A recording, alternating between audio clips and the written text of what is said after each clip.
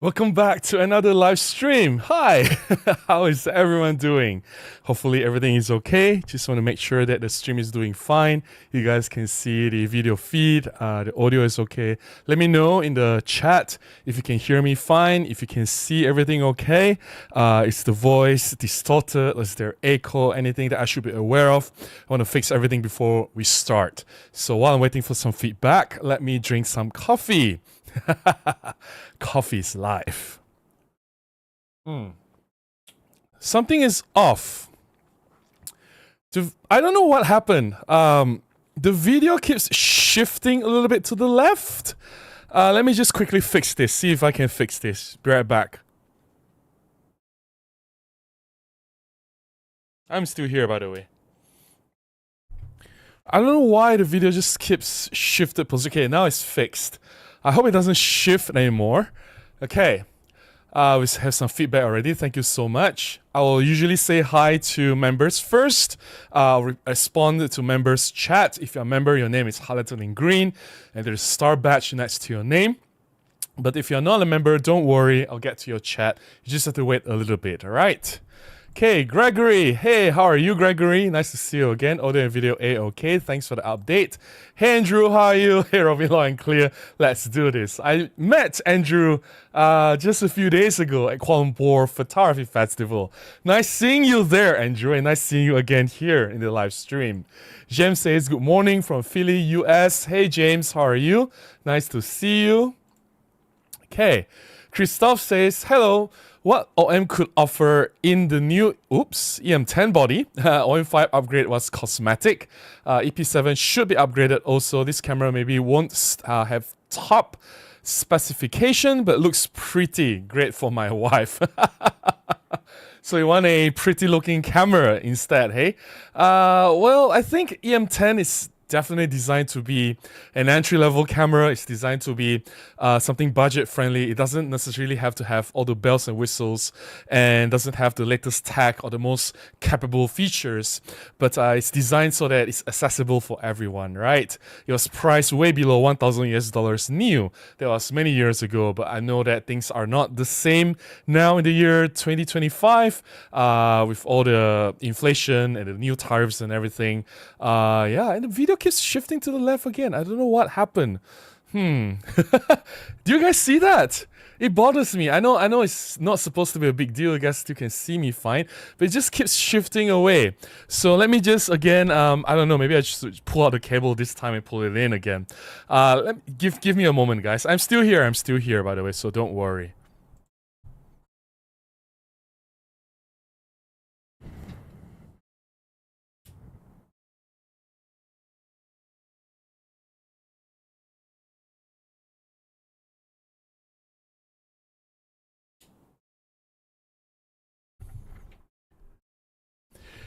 Okay, hopefully this fixes the problem. Okay, hopefully it doesn't shift away again. Fremia says, make the E-M10 weatherproof and give it face detection autofocus, but that would cut into the OM5 series. I think it definitely needs face detection autofocus. Even the lower level cameras from other manufacturers, they also have face detection autofocus already. So it's not really an excuse on anyone's part not to have face detection autofocus. It just helps with the continuous tracking of autofocus for both videos and stills, right? The screen just keeps shifting again. I don't know what happens. I'm just gonna leave it here and I'll figure it out after the stream. I think so far, besides it being shifted a little bit to the left, everything else looks okay. I don't know if this is the camera's problem. So anyways, I don't think E-M10 should be weather sealed because it's designed to be budget friendly and designed to be entry level. If you want weather sealing, there are other cameras out there like the OM5, the OM1 series cameras, the OM3. So I think OM10 or E-M10 series shouldn't be weather sealed just to keep the price down and keep it as cheap as possible so that it's accessible to most people, right? That's the reason why we want to have the E-M10 series. Vapagamuka, how are you? Good evening, Robin. Nice to see you again. Thanks for the update, Vapagamuka. Appreciate that. Andrew says, I couldn't send you the photos from the KLPF. You didn't turn on your messenger on Instagram or Facebook. No worries, Andrew. That's fine. Doesn't really matter. I was just there speaking on in the room, right? Doing the presentation. It was just to show up, show face, and support Kuala Lumpur Photography Festival. So it doesn't really matter about the photos. Gregory says, KL has shifted to the right. Hello, Robin, everyone. Hey, Gregory, how are you? Nice to see you. Yes, it just keeps going. Do you guys see that? It just keeps moving this way, right? It just keeps going this way and this way and this way. I don't know. I hope it stops at some point. It seems like it's a loop. Wait a minute. Yeah, there. I can see my hand. Like, what the hell is that? What's wrong with the video feed? I don't know. I guess the only way to do this is to have a hard restart. It just keeps shifting and shifting away. What happened? Let me think. What could possibly happen? It just keeps shifting. Can I turn off and turn on the OBS software without disrupting the live stream? I don't think that's a good idea. Hey, if I just turn off the software. Anyway, let me just try fix this. If everything goes wrong, I'll just start a new stream, right? You guys know where to find me. I think you guys know where my YouTube channel is, right? So let me just turn this off and turn this on again. I'll just shut down the whole software and see how it is. Okay.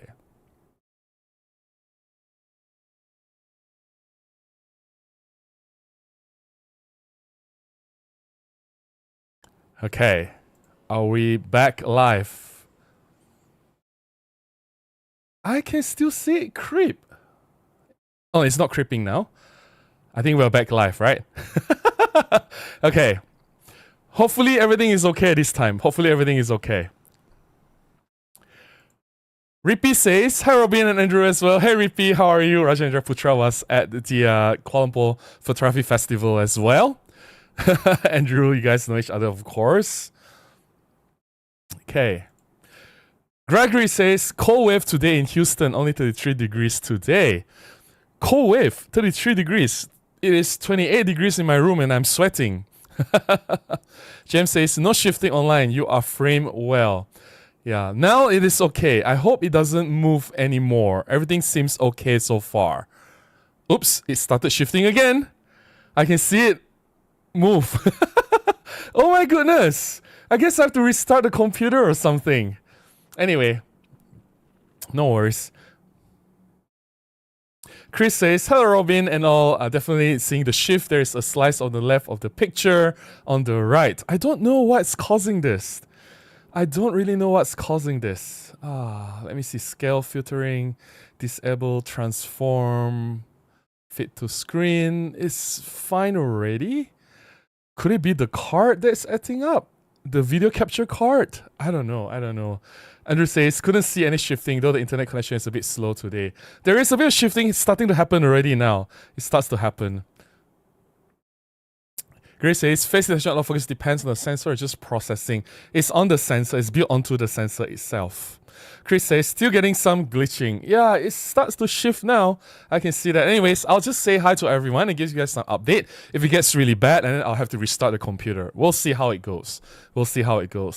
Terry says, hi Robin from the UK. Sound video is fine. Thank you so much.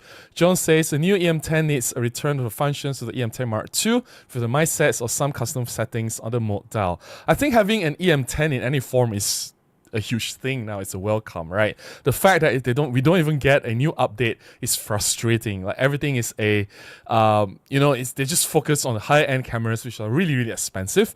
And I think we do need entry level cameras like the EM10 to attack the market, to gain a larger slice of the market share, to get more people to come into the Micro Four Thirds world, right? Yeah, Rob says, hey Robin, been a while, looking forward to the chat. Thank you so much. Thanks for joining in, Rob. Jerry says, hi from Finland, summer is changing to autumn, need to wear some clothes than week ago. Okay, that's interesting. Let me see if it's because of the live chat. Local file, control, custom frame rate. Nope, everything is fine here. It shouldn't be this one. Shouldn't be this one as well. This keeps shifting and shifting and shifting. This is very, very strange. Lego Troll says, time for a new camera. Ditch the OM1, right, and get a new camera. Eddie says, something unnatural, indeed, right? It goes in the set. I know, I couldn't figure out what's wrong. Ghetto says, to be honest, the E-M10 Mark IV for me was just coming from the EPL6. It's basically the same thing, but with a viewfinder and a few knobs here and there. I think the biggest difference between the E-M10 series and the Pan series, besides the viewfinder, is the handling. So the camera has a little bit better gripping area. It's a little bit larger, so it's easier to hold and more comfortable to handhold slightly larger lenses. That's one of the very, very important difference. Also, the dual dial control, to me, that makes the whole difference between shooting something serious and something casual. If I don't want to make a lot of adjustments, the single dial on the EPL series camera, the Pan series is fine. But if I want to do something really serious, I need the dual dial control, the front and back dial, to assess whether it's aperture and shutter speed independently. When I'm shooting full manual or if I'm shooting aperture priority, I can assess exposure compensation and the F number directly. I can change them with just the two dials. It's a lot quicker and more efficient. I'm a fan of the dual dial control like a DSLR. I don't like the manual dials on the Fuji cameras. I know it's getting some traction. A lot of people love those manual retro looking dials. I don't think they are practical. I prefer the twin dial controls on the DSLR, and the E-M10 series has that, and that itself is a huge step up from the EPL series cameras. Depends on what you do, right? If you need to do a lot of adjustments, if you need to be very efficient with the camera, the dual dials, it makes a huge, huge difference. Yeah. Okay, it's shifting to the right again. Perhaps a hard reset. Reset to what? Reset what? The camera? I don't think it's that will help. Tomato says, good evening, Robin. Good to see the sensor shift finally working. I don't think it's the sensor shift. It's the footage is being shifted from the position. It doesn't stay on its intended position. I don't know why it is. Hey, Iqbal, how are you? Greetings from Shah Alam. Nice to see you here, Iqbal. Gary says, designing and fabricating a new sensor is probably beyond Digital Solutions' resources. They all need a lot of their current products to fund that. Just buy one from Sony. Why do they need to fabricate or design a new sensor? Sony has a lot of new micro four thirds sensors that is still not being released yet, right? Yeah. Eddie says, hey Houston here. Hey Eddie, how are you? Terry says, not shifting online. It is shifting. I can see it on I'm playing it back on my YouTube as well. Nikki says, release an OM7, which will be an EP7 update. Give it a rangefinder OM7. Okay. So less complex image stabilization. Nah, I don't think I think someone interviewed them, right? Asked whether they will make a pan camera, and basically the official answer is, we don't know what we want to do with our pan cameras. That's the answer, and not a very good one if you ask me. Nikki says, Olympus needs more volume models like that. Well, volume model has been always E-M10, right? It's the top-selling model in Japan. It still is one of the top-selling micro four thirds cameras. If you check the monthly ranking, E-M10 is always selling really, really well. Eddie says, I thought I was the only one in Houston using Olympus OM. Ron says, Sony System should change the name to OM Plus. Plus what? I don't understand. Boris says, hi Robin, what do you think about the relationship between E-M10 and P series? Are they just overlapping? No. I think they're both very distinct and very, very different. The pan cameras are designed to be small as possible, light, easy to carry around. It's for casual users who don't want to do a lot of adjustments on the camera, so it has less dials, less shortcut buttons. It's a lot easier to operate. But the E-M10 series is a step into a higher grade camera series with more dedicated buttons, dual dial controls, better handling for larger lenses, electronic viewfinder built in if that's important to you. I think that's very, very different. It's for two completely different use case scenarios altogether. And I think a lot of people would treasure the electronic viewfinder, but a lot of casual shooters, smartphone users who don't care about viewfinder, then the Pan series camera is more suitable for you. Cliff says, I have an E-M10 Mark IV and don't understand why people don't like it. For anyone not making a living with photography, $2,000 for a camera is hard to justify. I know, right? That's my main point. Not everyone can justify spending $2,000 or those crazy amount of money for a flagship level camera. It just doesn't work, right? Now it's getting worse and worse over time, right? So at some point I have to I think restart the computer and see if it happens again. Gary says, I guess they have newer sensors in OM1 and 3. Yes, they do. Yeah, Sony is they have so many micro four thirds sensors. If you look at the patterns, right? Ibal says, am I still learning how to handle my EM1 Mark II? Nah, it's easy peasy. EM Mark II is a great camera. Is Sony system planning to release a pen-light body anytime soon? No. They were asked directly by several parties. I think Petapixel, DP Review, and a few other online magazines. They asked them directly at some of the events, and the answers have always been the same. We don't know what we want to do with with our cameras, right? So yeah, okay. One way to fix this is quite easy actually. I can just drag this, and but that's like a temporary fix. All right, that's a temporary fix. It doesn't really solve the problem. I'm just stretching it to the full screen. But yeah, I'll deal with this later. Anyways, we shall go on. We shall go on. I read a few more chats, and then I'll start with the updates of this week. Zach says, good morning, Robin, and the chat. Coffee time. Yes, I agree with you, Zach. Coffee time. Steve says, greetings from Florida. Hey, Steve, how are you? Eddie says, there's no shifting seen on screen, but a lot of people have seen it, and I see it as well. But now, I did not fix it. I just stretched the screen so that it's full. Hopefully it doesn't shift. If the shifting happens very, very severely, then I may need to restart the computer. Hey Lim, how are you? Nice to see you here. HR says, personally, I'm on the fence about the EM10 series. In one sense, it's not that much cheaper than, say, an older discounted EM5, which has more features, better specs, and better build. I see. But the EM10 is way cheaper than EM5 though. Which EM5 are you talking about? You can't really compare the latest EM10 series versus the older EM5 series cameras, right? That's just not fair. If you compare the current generation, right? And I think EM10 is still below $1,000. EM10 series is always above $1,000. And if you compare the latest EM10 versus the older ones, say EM10 Mark III, EM10 Mark II, yeah, I understand where the benefits are from, but like, what if we have an updated EM10 series cameras with better features, with face detection autofocus, for example? That will be interesting. Okay, the shifting still happens, and I think I want to try to fix this, so bear with me. I'm going to stop streaming, restart the computer, and try to connect again. So I'll be back in a few minutes, all right? So I will be back. If something goes wrong, if everything goes online, I'll start a new stream. So bear with me. I apologize for the inconvenience. I don't know why this keeps shifting. If this keeps happening in another half an hour, half of the screen will be gone. Are we live? Hopefully we are live.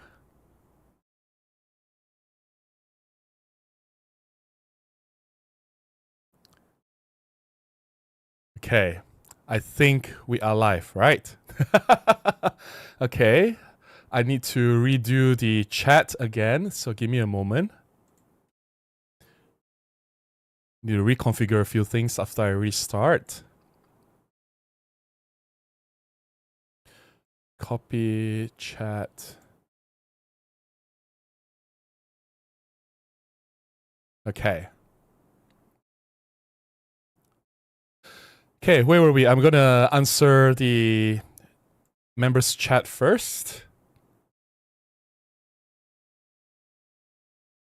Ibal says, that's sad to hear because Sony, Canon, even Fuji has been releasing smaller form factor bodies recently. Yes, I know, right? Everyone has small cameras and entry-level cameras. Only the OM system, not just OM system, right?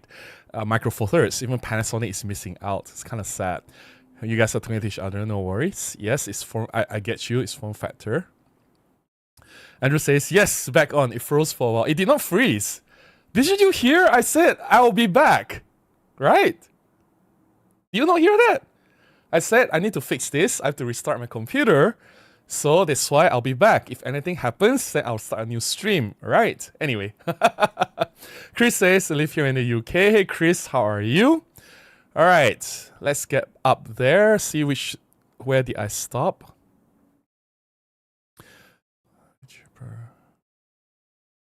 HR says, I think they can make it cheaper and make it cheaper kit. Maybe add face detection. It'll be better and more competitive. Yes, that's why I said add face detection autofocus.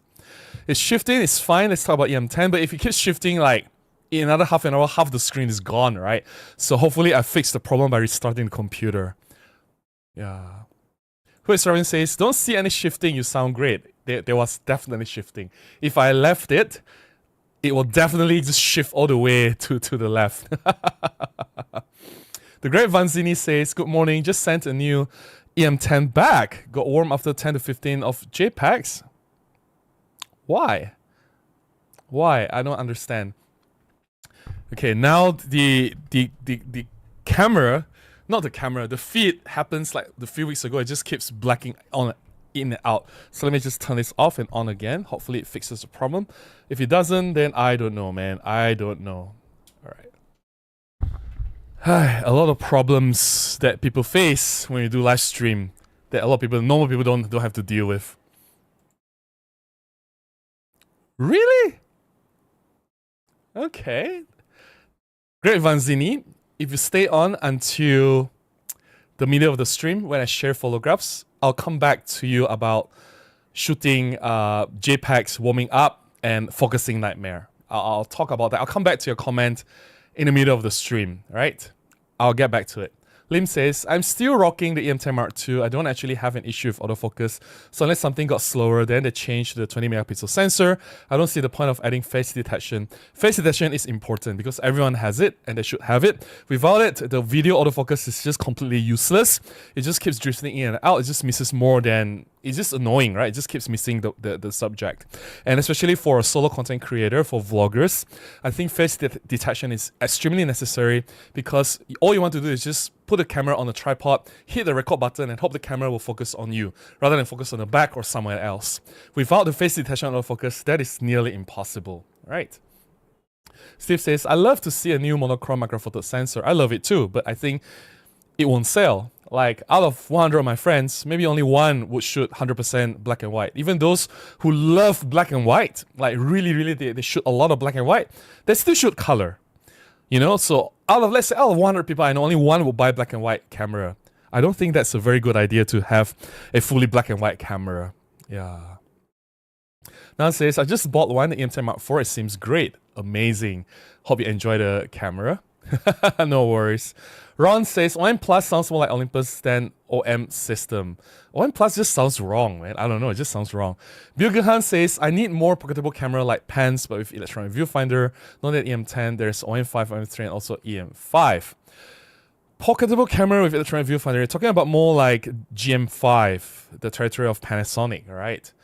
That's asking a lot. I think to make it small, rather than have a viewfinder built in, I'd rather have like powerful image stabilization, maybe a better battery life, better processing, better features, right? Some computational features as well. I can live without electronic viewfinder if I'm using a camera that small. But if I want electronic viewfinder, I think EM10 series is fine. That's the perfect size. I think anything smaller than that will be very hard to handle. Like, I know GM5 is a great camera. Chris Nichols has said, like, it's the best camera he's ever handled, right? He's ever tried or used before. But then again, the GM5 handling is just horrible. It's horrendous. Try putting say, an Olympus 40 to 150 f2.8 Pro on that camera. It's just going to handle really badly, right? So, yeah. So, I mean, we can only make it as small as possible, but it has to be within limits of handling, certain handling comfort, right? Yeah. It all says the second-hand E-M10 Mark III and 4 price is still well above 2,000 ringgit. Of course, because those are great cameras. Graham is the camera in the system today. I see the screen start shifting again. Oh my goodness. What's happening? It is shifting again, even after I've restarted the computer. What happened? Oh my goodness. Anyways. No worries. Okay, I'll start sharing about some updates on my life, things that happened recently. Oh my goodness, this just keeps shifting. It's very scary. What could cause the shifting? Can you guys see that, right? There's a black bar on the right of the screen already. It's quite obvious. Anyway, if it gets really bad, I'll just turn off and turn on the camera. All right, let it shift. Let it shift. So what's been happening in my life? Last weekend, I attended the Kuala Lumpur Photography Festival, and it is a place where all the photographers would meet, and a lot of photographers are giving talks. There's a lot of events happening all at the same time. I attended some of my friends' talks. I was also presenting. I talk about YouTube and photographers. So it's really fun. I met a lot of people there, caught up with a lot of my friends, some people I haven't seen in a while. I also met some new people, and especially some of my members here, YouTube members and subscribers actually showed up at the event, and I managed to catch up with some of you as well and say hi to some people that I haven't met before. So shout out to Andrew. Nice to see you, Andrew, and nice to see you again, Santix. Very nice to see you at the event. And of course, Azru came to say hi as well. So very nice to see Azru there as well. I think it was a very successful event. Everyone enjoyed themselves. Definitely. I think next year, Kuala Lumpur Photography Festival is going to be even bigger and better because it will be the 30th anniversary next year for Kuala Lumpur Photography Festival. And yeah, I have some photographs to share from the event, which I will share later in the second half of this live stream. I have released a new video on Monday, which is about macro photography. It's basically just me going to a hiking trail, Bukit Gasing, to do some macro. This video was done, I think, 4 or 5 months ago, maybe even half a year ago. I just received the new AK diffuser from Emily Taupin. So thank you so much, Emily, for gifting me the diffuser and sending it all the way from the US. It was my first time testing the AK diffuser. It works. I think I got some good results, but I still prefer to use my older method of holding the flash wirelessly off camera. There are some benefits, like if I'm shooting an insect that's hanging upside down below the leaf, I can just easily angle the flash from bottom and still get my shot anyway without having to rotate the camera, right? I can rotate my photos later, but the light comes from bottom. And if I rotate it, it seems like the light's coming from the top. But I can't do that with the AK diffuser. If I rotate the camera all the way down, it just doesn't work. It just doesn't handle as well.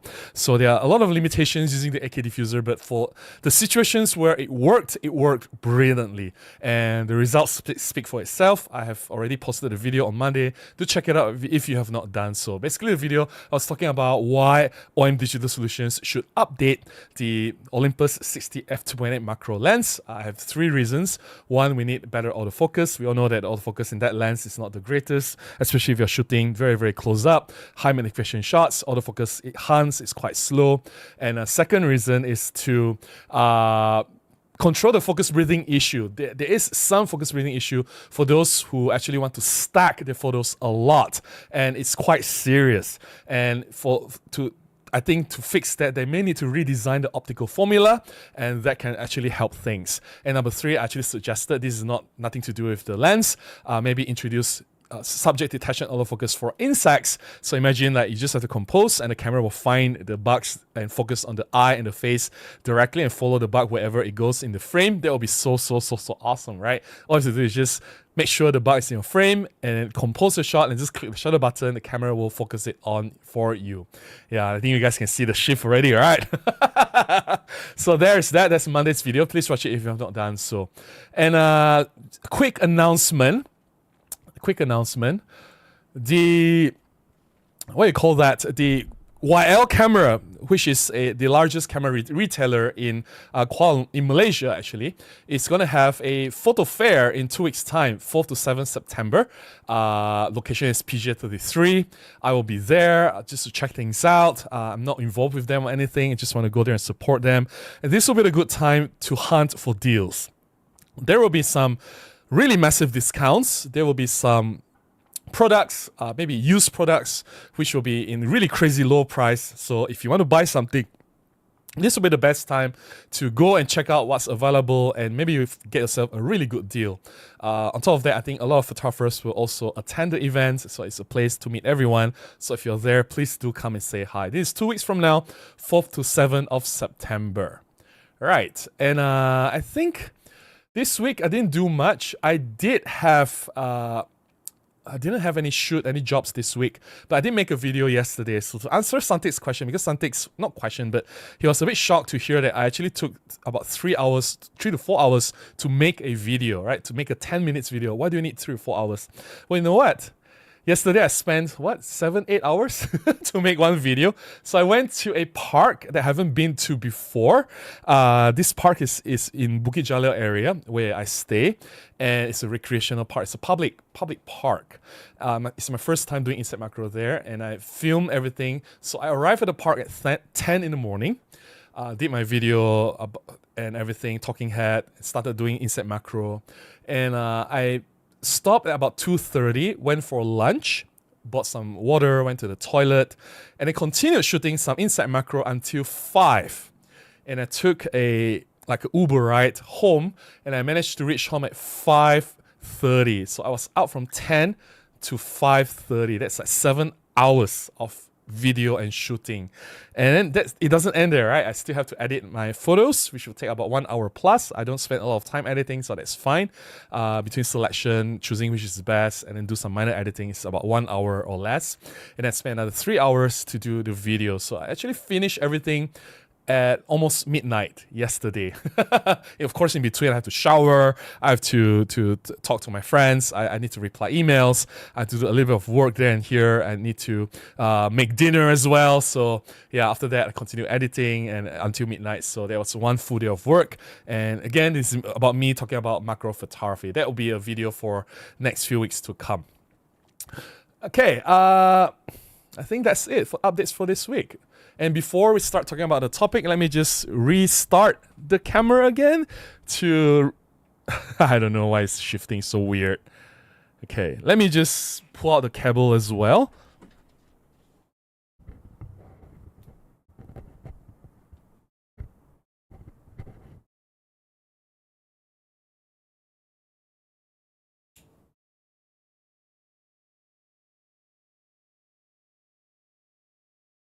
Okay, it's gone back to its original position.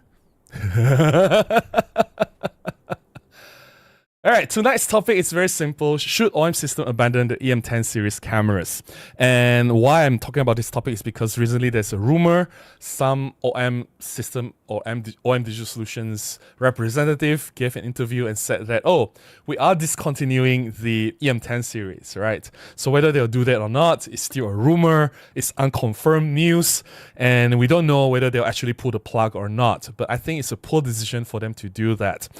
In a way, if you look at from the other side of things, it does make sense for them to discontinue the E-M10 series because now they already have the OM1, OM3, and OM5 to keep things simple. We don't want to have too many products to dilute the product differentiation. So we have OM1, the flagship, OM3, the mid-tier camera, and the OM5, which can be seen as a replacement for the E-M10 series cameras as the lowest level, entry-level micro four thirds camera from OM Digital Solutions. That could happen as well, but I hope that's not true because OM5 is still priced above $1,000 US. So I do want something that's more affordable, like $899 or even $999 US.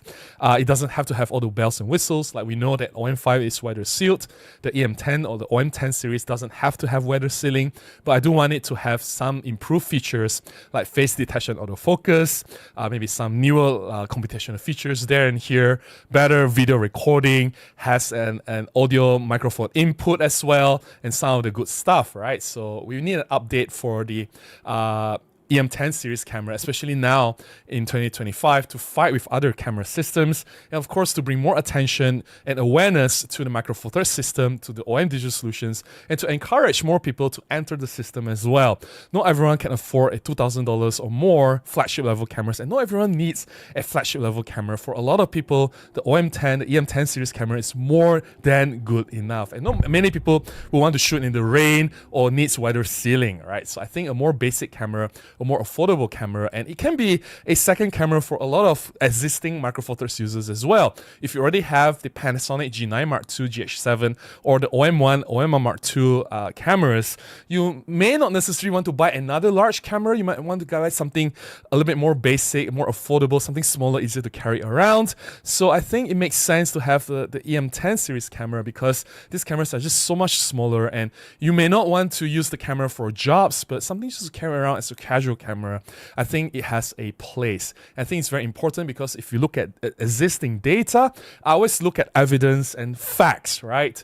If you look at the Japan's best-selling cameras, every month they publish new data, the top 50 cameras. The EM10 series cameras are always in the top 50 best-selling cameras. Even now, after 5-6 years, they have no update on the EM10 series cameras. The cameras are still selling so well in Japan and everywhere else in the world. That's because it's affordable, people can buy it, it is such a great camera. It's just something. It's just a camera that it just works, right? And I'll continue to talk about this when I share my photographs later. So yeah, what do you guys think? I don't want this stream to be just about me talking about my opinion, sharing about my thoughts. I want it to be about you as well, sharing your thoughts. Should OM Digital Solutions abandon the E-M10 series cameras? If you say yes, why? If you disagree, if you think that they should keep the E-M10 series cameras, then maybe you can throw in your wish list on what you want to see in the next update for the OM10 or E-M10 series cameras that's coming soon, hopefully sooner than later, right? What do you want OM system to put in the camera? Let me know, let everyone know, type it in the chat. I would love to hear from you. Let me drink some coffee and let me get back to the chat. So far, no shifting yet. So far. Boy, oh boy. Okay. Gregory says, if with all those new cameras, the OM10 is still wildly popular, then OM Digital Solutions executives are asking the wrong questions. Yeah. Rippy says, if OM system is abandoning EM10, then they should shift their resources to update the EP or EPL models. That's even worse, right? Like I said earlier, when they were asked directly, are any plans for the Olympus pen? Basically, the answer is, we don't know what we are doing with pen. Again, like I think they have zero plans for the pen cameras, right? That's the fact. Yeah. Okay, where were we earlier? Let me see. Cliff says, if OM cannot develop their own sensors, how will the new microphoto sensor be developed? No, they bought it from Sony. It's no secret that the current sensors for micro four threads is from Sony. The Great Vanzini says EM10 Mark IV was $599. EM10, EM20? I think EM10, right? $599 US. Wukesh says, OM should stick with the sushi rolls, not cameras. Do they sell sushi? I would love to try the sushi. Thanks, Vanzini. Santi says, hi Robin, hope you're doing great. Hey Santix, thanks for being here, and very nice catching up with you last weekend at the KLPF. I saw Santix both on Saturdays and Sunday, as Andrew, Rippy, and everyone else was there as well. So thanks for saying hi, and yeah, it was nice seeing you again.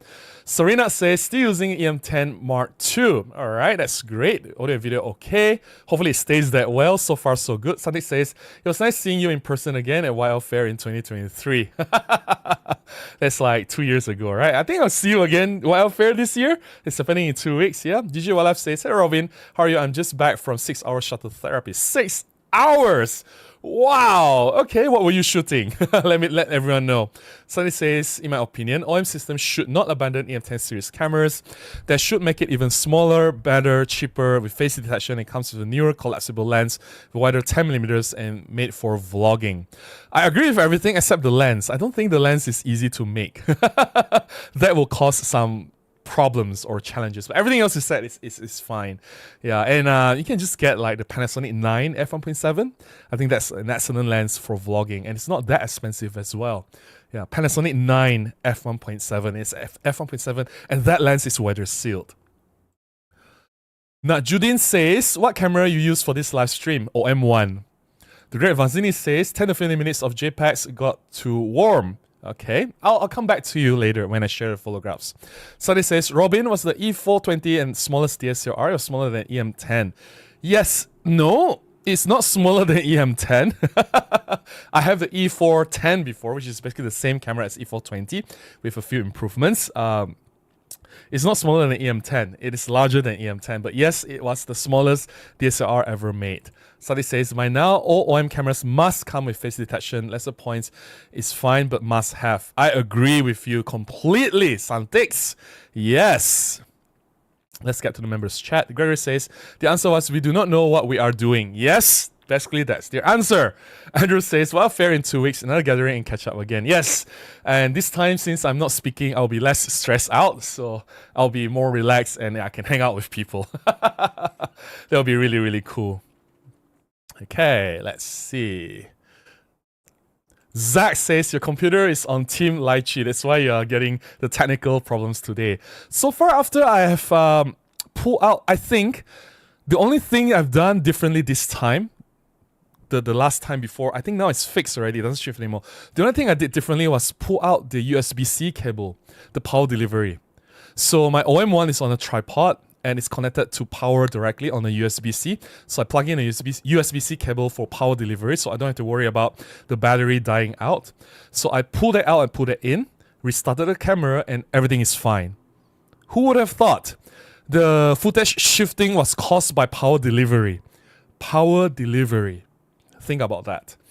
Cliff says, I'm a retired engineer and used to work on IP for image sensors. If you want a new sensor in 3 years, you better be well into development by now. But there are so many available sensors from Sony. Why don't they just use them, right? Even higher resolution ones like 30-something megapixels and 48 megapixels, they're already there. It's just that if they want, they can just buy it from Sony, right? Sunny says, if OM can make a GR series camera with micro four thirds based sensor and compact Digicam style lens with 12-40 or 10-30, they can. They can. Such camera has been made by Panasonic. If you check out the LX100 series, I know it's not exactly as small as a GR series camera, but it's close. And I'm sure if you want to make it a little bit smaller, it's possible, right? Just whether they want to make it or not, I don't know. But there is such camera available already. Yeah, and you can't expect it to be as small as GR series if you want the lens to have zoom with bright aperture. I'm assuming you don't want f3.5 to 5.6, right? You want f2.8, f1.8, right? If you want bright aperture zooms, the lens can't be that small, right? Yeah, and because it's fixed, you rather have, say, at least f2.8 lens rather than have to deal with kit lens. If it's kit lens, might as well just buy, let's say, an E-M10 and put in a kit lens. Why do you want to buy a pocketable camera, right? Yeah. Let's get to the members chat if any. Nope. Then we'll just continue with the current chat. Soren says, what screen shifting? Don't see anything but hello. Yeah, it shifted already, but now I fixed it already. Sunny says, yes, I think it's some interpolation thing with the software that causes the shift. What interpolation? No, I think it's the power delivery that causes the shift. So the only thing I did, because I'm sure you guys, some of you who have been from here from the beginning, I've turned on and off the camera at least 5 times. I've shut down the OBS software, restarted the software once. That didn't fix it. I've restarted the computer, didn't even fix the problem. The only time the problem went away was after I pulled out the USB-C cable and put it in again. Power delivery. Who would have thought of all the possible reasons that caused the footage to shift was the USB-C cable, the power delivery? Huh. Anyway. Stuff. The tripod is not moving, Jari. Vazini says, I can see it shifting, but it's only really annoying. Yeah. But if I kept it there, right, half of the screen would be black. How is that not annoying? Gigi Walaf says, when the screen shifts, I get no chat window and have refresh. Yeah. Roger says, Robin, when you want to create a black and white image, are you always doing it in post or do you decide to use one of the camera's monochrome art filter? I always do it in post. I shoot everything in RAW. However, when I am shooting outside, when in the field while I'm getting the photographs, I set my display to black and white, to monochrome profile, to whatever the camera setting is. Different cameras have different names.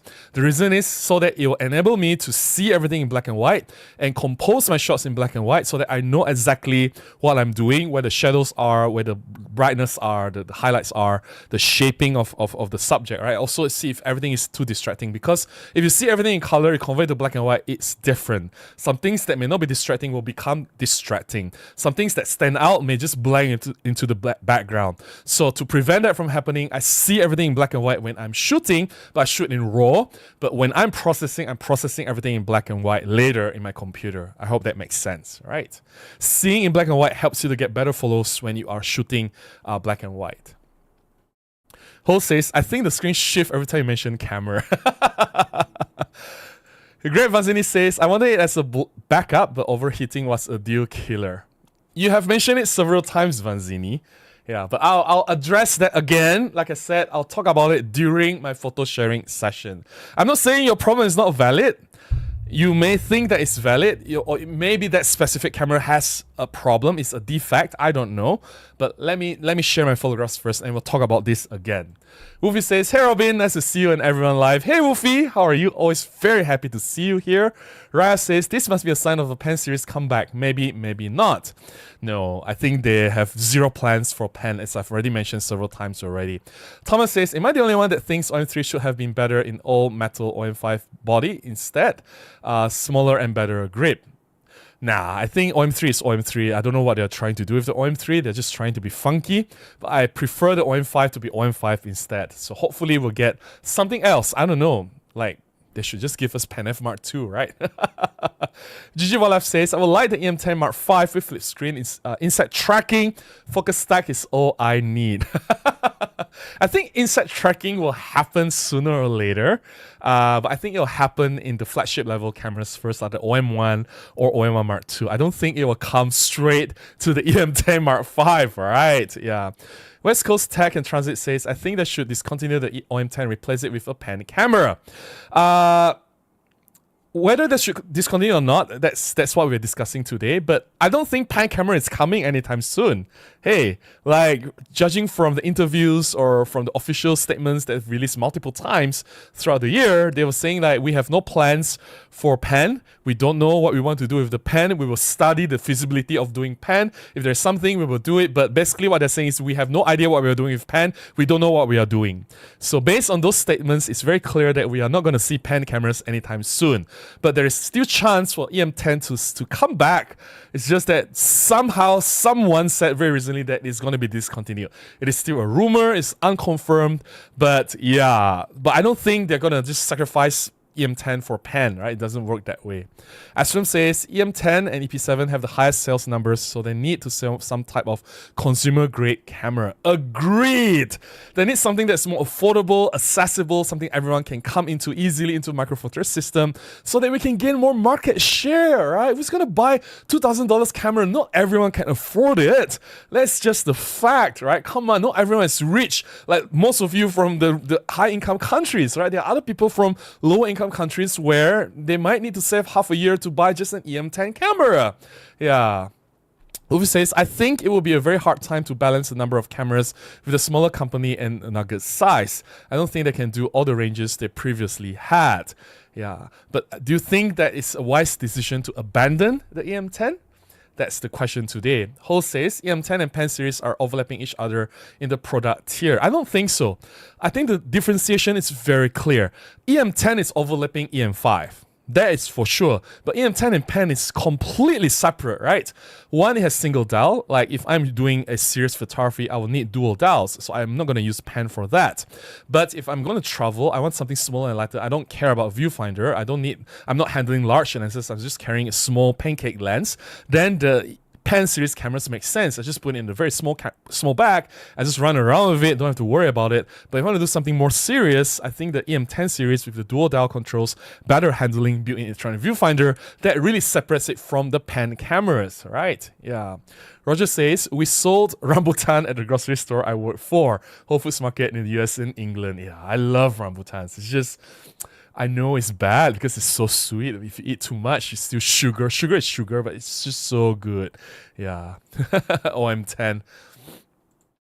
Wolfie says, EP, EPL, EPM, PanF, EM10, that's a lot of cameras. What will work is try to emerge some lines, making concessions. But they already discontinued EP.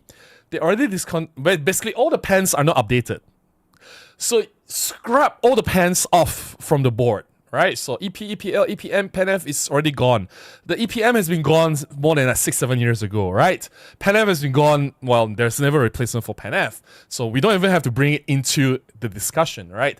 So we have, of course, OM5, OM3, and OM1. We don't know whether the Pan is coming or not. So now the question is, should the EM10 series be abandoned? It's simple as that. Don't have to bring every single models that Olympus has ever created, right? Obviously, they even mentioned multiple times and have said, we don't know what we are doing with Pan. We have no plans for Pan, right? So I think it's not going to be a very hopeful thing for the Pan to make a comeback, or at least not anytime soon. Uvi says, for OM10, it will work if they take the simplified EM10 design and the OM5 with fewer features and lower price. Price should be between the two. I think it's very simple. Just make it $899, $999 body only. Put in face detection autofocus, put in microphone jack, that's it. Maybe a newer EVF panel if they can. I'm sure they may not want to because they want to keep the price down. That's fine. Swivel screen, because for vloggers crowd, face detection, it has powerful image stabilization already. Put in face detection, autofocus, perfect. You're good to go. Make it $899, $999.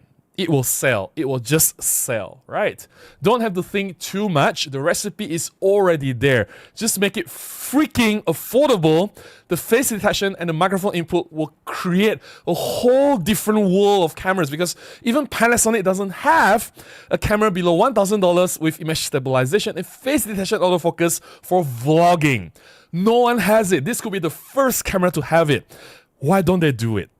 It makes no sense. Everyone else is taking the slice of the vlogging, and no one is making a camera that has all these features built in. I know Sony has it, but come on, Sony's image stabilization is what? Nah. We all know that, right? Yeah. West Coast Tech and Transit says, what lens would you say is more important? Low aperture or longer focal length? I'm debating between 45 or 75-300, but both are so different. You use both lenses at different locations, right? Or situations. Like I would use 45 1.8 to shoot portraits. I wouldn't use 75-300 to shoot portraits, right? I would use 75-300 to shoot birds or animals in a safari. I don't think the 45 can do anything in the safari scenarios, right? They are both completely different, and they shouldn't be compared to each other, right? Why not both? If you need both, depends on what you're shooting. Again, if you're not shooting safari, you're not shooting birds, then 45 1.8. But if you're shooting a lot of portraits, 45 1.8. But if you need the reach, 300 is like, you can't do anything with the 45 at the 300 millimeters end. It just doesn't overlap at all, right? Yeah. Ruby says, Robin, if you had PC issues, sometimes it can be just Microsoft effing up. No, it was not. It was the power delivery USB-C into the camera. This has nothing to do with the PC. We have figured it out. It has stopped shifting like half an hour ago. Everything is fixed after I've pulled out the USB-C cable and put it into the camera. It has been solved. Hey Azru, how are you? Azru said, just tune in. Good evening. Nice to finally meet you in person. Wouldn't have thought you're that tall. Nice seeing you also, Azru. Thanks for coming by and say hi after the talk. Yeah, it's very, very nice to meet you in person. I don't know. People keep saying that I'm very tall, but I don't know. Do I look that short in my videos? Gary says, because they don't know what they are doing. Yeah, basically they don't, right? That's the biggest issue. Zach says, Robin's OM1 taking sensor shift to the next level. Nah, it's just a USB-C power delivery. It's not shifting anymore, right? Everything is fixed. Everything is already fixed currently. No issue whatsoever already. Yeah. Let me see if I can do this. Everything is fine. Sunny says, LS100 or on system, make it smaller and flip out screen. Yeah, I mean, they can do it. It's just whether they want to do it or not. Which says, if you have shifting issues, it can be because power delivery interferes with the video signal. USB-C doesn't have a good interfering protection for the signal integrity. Now, I've streamed for like what, Wolfie? 1.5 years. So assuming I stream every week, that's at least 60, 70 streams now, 80 live streams.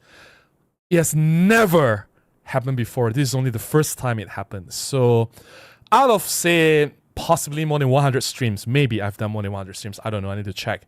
Maybe I've been doing this for 2 years. I don't know. Let's say I've done 100 streams. It only happened once. I wouldn't say that, oh, the shifting issues is caused by power delivery interfering with video signal. It's just one incident, right? It's just one. And if it does cause interference, it wouldn't be shifting. This is weird. It's like the whole thing moves and repeats at the other side. If you say there's line skipping, or if there's like some static or some, I don't know, the freezing there and here, then I understand, but this is like, it just moves. But the whole video is still perfectly clear. So anyways, we fixed the problem. No point talking about this anymore. Doesn't really matter. It just happens once in like 2 years. So that's fine. I can forgive this I mean, we can just forget about it, right? If it's just once in 2 years, yeah. Sunny says, wondering there is a teleconverter or built into the lens with a toggle. If there are a wide converter thing, actually, I will avoid using teleconverter and wide converters as much as possible, because every time you use these converters, there will be some compromises. If you use teleconverters, not only you compromise image quality, it'll definitely be less sharp, less contrast, less fine details, and any flaws like chromatic aberration and color softness will be amplified. But you lose aperture as well. Like from, let's say you use 1.4 teleconverter, instead of f2.8, it becomes f4. If you use 2 times teleconverter, instead of f2.8, it becomes f5.6. Not only you lose image quality, but you lose light. And teleconverter being installed in front of the lens, it also impacts the image stabilization. Instead of getting, let's say, 5 stops of stabilization, it becomes 3 stops, for example. There are just the list of compromises using teleconverters or wide-angle converters is just so much that I understand in some situations it helps. You just need to reach with and without. It makes a small difference. But honestly, if I can avoid, I'll just avoid it. Yeah. Let's see. Gregory says, I conflate pen and trip, but I feel trip might be a market where OM Digital Solutions is currently missing. Yeah, I know. Why not, right? A trip camera. I think that would be perfect. Tomato says, I think they need to make an affordable budget camera that maybe streamline the product lineup to OM only. You still see the video flicker every once in a while, like 1 frame of gray. Really? I don't see it. If there is, it's not from the software. If there's any flicker, that could be from YouTube.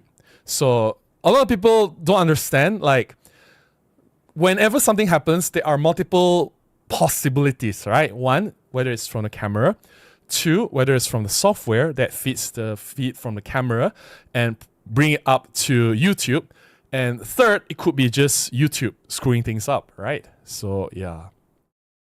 Gary says, I cannot imagine a white converter is physically possible. It is. Just that there's just so many, what do you call that, compromises, and it's just not worth it. Roger says, thanks for the black and white information. I have to try that. Yes, shoot everything in black and white.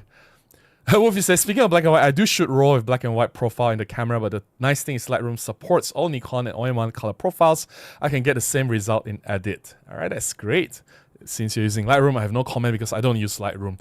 Sunday says, if OM is to make the E-M10 series, it needs to be smaller than R50, Z50, else it is not amazing. It doesn't have to be, because, like, have you tried the E-M10 series camera, Santix? I think it's perfect, right? I have it here. I think it's just perfect. It doesn't have to be smaller than Z50 or R50. I know it's smaller than Z50. Z50 is not exactly that small. I don't know if it's smaller than R50, but the size is perfect. Anything smaller than this, it's just going to be very uncomfortable. The reason why it's meant to be bigger is so that you can have a comfortable handling and you have the access to these 2 dials here, right? And of course, can fit a viewfinder. If you want to make it really small, then just go for Olympus Pen. That's where the pen camera is, and we will discuss about Olympus Pen in a separate live stream because we can't talk about everything in one live stream. Who says, what I don't understand the confusion of OM Digital Solutions is that at least on the Nippon market, every time the best ranking comes out from R10, G100D, E-M10 kits are on the top of the sales. That's what I've been saying throughout the live stream. E-M10 series is selling so well. Like, why are they giving up if it's true? Because we don't know whether they are giving up or not, whether they're abandoning the E-M10 series or not. It could be just a rumor. But if it's true, then I think it's a very poor decision, right? Because that's your money maker there. Elsie says, I just want a Pen F Mark II or a new all-stock Pen F. I don't think that's going to happen soon.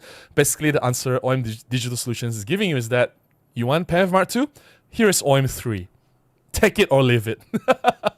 Raz says, always wondered why Olympus never made a fixed lens Micro Four Thirds compact. Lumix only have 2 models with 1 inch. Yeah, I wonder too, because let's look at it, right? A Fuji X100 series is such a massive hit, and then the Ricoh GR series is also a massive hit, and the GR Mark IV has just been launched, and it's generated so much buzz everywhere already. It's just crazy. Thomas says, OM system badly needs a good-looking, decent-performing camera under $1,000. Yes! All the offerings are really expensive for the average consumer, which most people are. Yes! Not everyone is a professional photographer. Not everyone needs a flagship-level cameras, right? Yeah. Happen again, I'll restart stream in case it's my end. Alright, no worries. Gary says, screen blackout when Robin implied YouTube is not perfect. YouTube does not like to be criticized. No, I mean, like, it could be anywhere. Like just now, I thought it was the software when the screen shifting, right? Because the feed comes to the camera, the software is the one that's keeping it place. So I thought it was the software in the first place. So I tried to do the settings and everything, even close the software and then restart, reboot it again, it didn't fix the problem. Then secondly, I thought that maybe it's the Windows. Windows is the cause of the problem, operating system, right? So I restarted the computer. It wasn't the computer. Again, a lot of things can happen anywhere. We don't know where the source is. Only now I discovered that it is the power delivery. So we fixed that problem. Not an issue anymore. It doesn't shift anymore, right? I don't see any shifting anymore. So yeah. Okay, time check. It is 1 minute past 11. All right, let me drink some coffee. Some water first. I have to stay hydrated. Drink some coffee. I'll remind you guys of some things, and then we'll start with the photo sharing session.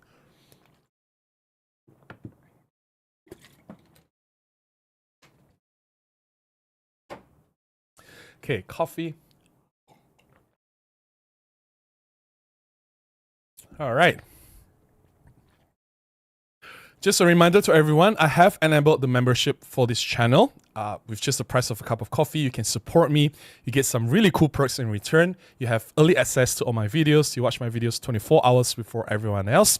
We have members-only live streams once a month where you can come in and have a more direct interaction with me. We can have, instead of me replying so many chats, I can get to your chat faster. Of course, if you're a member, I'll prioritize my replies to your comments, whether it's in my older videos or newer videos, before everyone else. I've also taken down some older videos that were not performing well. Some of these videos include tips and tricks on black and white photography, how to get sharp images doing macro, composition and framing tricks, a lot of POV street videos, some lens reviews. They were not doing well. I've taken them down. If you want full access to these videos, you can join as a member. You can watch them. But rest assured that I always make sure my content is free and available for everyone. The only reason I took them down was because the videos were performing really, really, really poorly. I already put it out there for months. Nobody wants to see them. Nobody's interested, so I took them down. And the reason I do that is so that YouTube will continue to push my new videos to a wider audience so that it'll enable the performance of the channel to do better for my new videos at least. And it's been working so far for the past 4 or 5 videos or so. Now, if you don't want to join as a member, there are other ways to support me. You can buy me a cup of coffee using this link, or you can contribute directly to my PayPal, or you can join as a member. Oh, I've said that already. I don't know why I repeat that.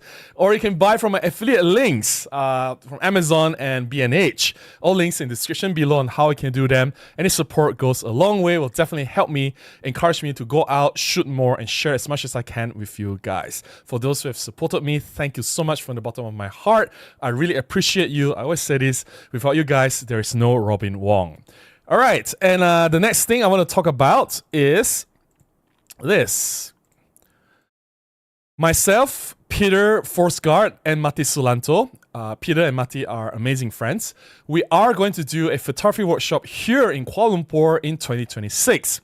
You can join this workshop. The website is up. You can look at the pinned chat. Find the link from the pinned chat. You can go to this Urban Narratives workshop. And yeah, it will be amazing because all 3 of us will be here in Kuala Lumpur. You get to hang out with us. You get to ask us questions directly. You get to see us in action. You get to shoot with us. And I can't wait to bring you guys to my favorite street shooting locations around Kuala Lumpur. It's going to be so awesome. It's going to be so fun. And I look forward to seeing some of you here next year for this workshop, right? So check out the workshop. The link is already up there in the pinned chat. Okay, so now let's go to the photo sharing. So last weekend, during the KLPF, I helped my friends to take some photographs. And because this is not a job, I decided to go light and easy. Instead of bringing my flagship cameras like the OM1 or E-M10 Mark II with a list of long other lenses, right? I went really, really basic. And I only went with the E-M10 Mark I. So the great Vanzini, who really hated the E-M10 because it overheats after shooting JPEGs, I was shooting both JPEG plus RAW on this E-M10 all the time throughout the whole session. Why I shoot JPEG is because in case I don't have time to process the photographs, I can just give the photographs to my friends on the spot. But I did have time to process the photographs before I gave them my photographs. So this particular event that I'm sharing, I actually took a few sessions. This session was on the main stage. It was by Xiaomi Malaysia, Xiaomi the smartphone maker. And there was a panel discussion between the Xiaomi product specialist, who is the host of the talk. His name is Adam, and then the panel guest speakers. One of them is my friend Kieran Long, who flew in all the way from Kuching, Borneo, and they were talking about using smartphone for their photography. So here are the photographs. All of the photographs taken with the E-M10 camera. E-M10. Just want to show how capable this camera is. Yes, this is not a professional shooting environment, but I treat it as a professional shoot. I went all around the places and I did my best trying to get the best shots possible. I will not tell you what lenses I use for this session. Based on the photographs, I want you guys to tell me, to guess what lenses I used for the session. So here goes. So this is Adam. Adam is a product specialist for Xiaomi Malaysia. He was on stage bringing in the guest speakers. All right, so that's three of them. Kieran in the black shirt, Anis in the middle, and Yuji on the far right. And they're all on stage. Again, I always share these tips for event shooters or people shooting stage. When you're capturing photographs, you have to capture emotions, moments. So in this moment, they all laughed. For whatever joke that happened, there's the laughter, the expression, there's the lightheartedness. If you capture this, it means a lot for the people they are shooting for. And it also captures some energy and it shows certain emotion, right? Don't just capture everything just like doing nothing, feeling nothing. Capture some emotion. That's what you're supposed to do as a photographer. All you have to do is just be ready. I see a lot of people like, oh, they just capture a few shots and they're just there. They don't shoot anymore. Like, no. If you want to shoot, you have to be ready 100%. You have to be ready to click the shutter button. So you have to have the camera pointed on the stage at most of the time, unless you're moving around, right? Rather than just wait and wait and wait. When you see something, you put the camera up, it's too late. You have to be aware, you have to be ready. You must jump at the moment when you can, right? So be prepared, be aware of the moments. Now this Kieran, go close, go really close. How you want to do it. In this case, you need to use a zoom lens because you can't step on the stage unless you are the official photographer. Even if you are, there's only certain limits of what you can do. You don't want to be a distraction to the audience. So in this case, a zoom lens is necessary to get as close as you can to the subject. Go close. Go really, really, really close. Show the facial expression. And when they are speaking, make sure that the microphone is not covering the mouth. I know there are a lot of mistakes where people shoot, the microphone covers the mouth like that.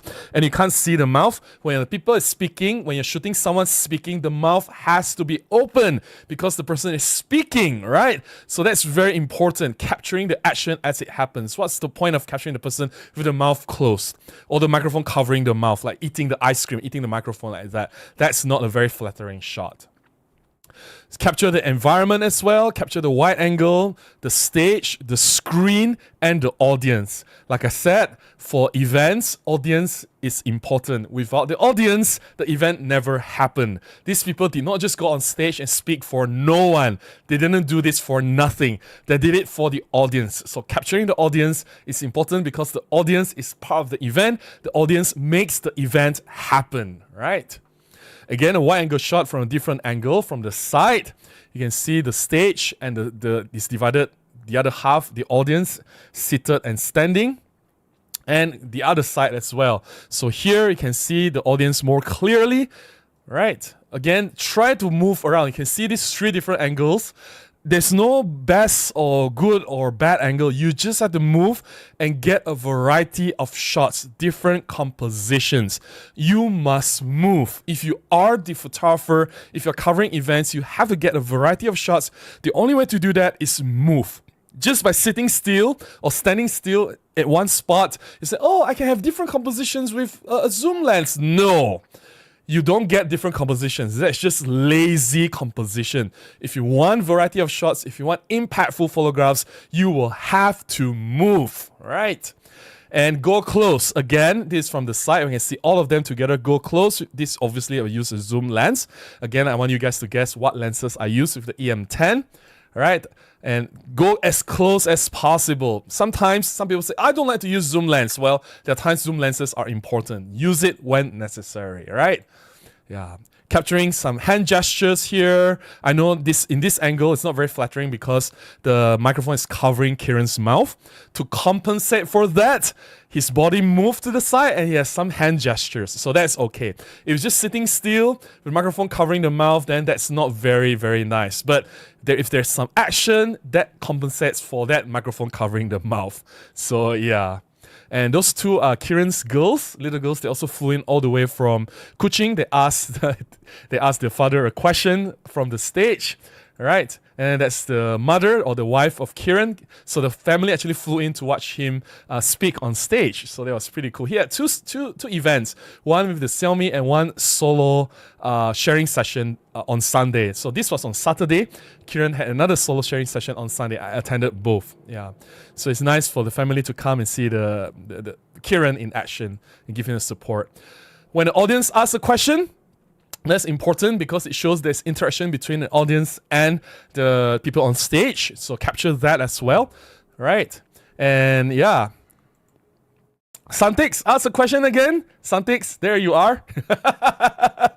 It's good to ask questions because I think Malaysians, this is just a general critique on Malaysians, right? Criticism for Malaysians. We are trained to be as quiet as possible. When the teacher speaks in school, we are not supposed to speak.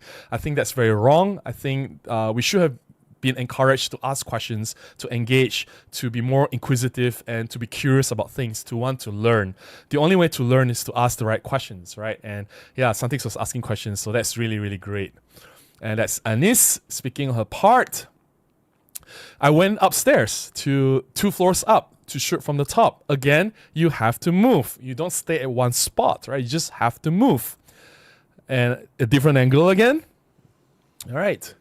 And this is zooming in all the way from the top using a zoom lens. You can see the angle is from the top view. All right. Again, from the top angle, you can see the top view.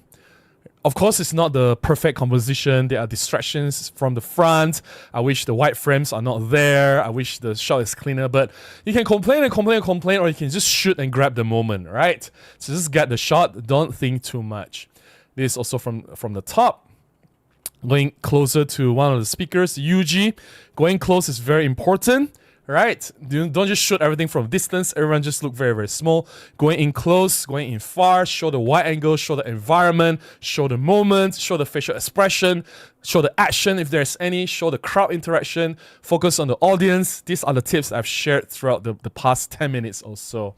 Yeah, that's Adam. Don't forget the host or the person that is doing the panel discussion. So Adam represents Xiaomi Malaysia, so that's very important. He's very important as well. Without him, all this does not happen. So Adam he's quite a good host for a non-photographer.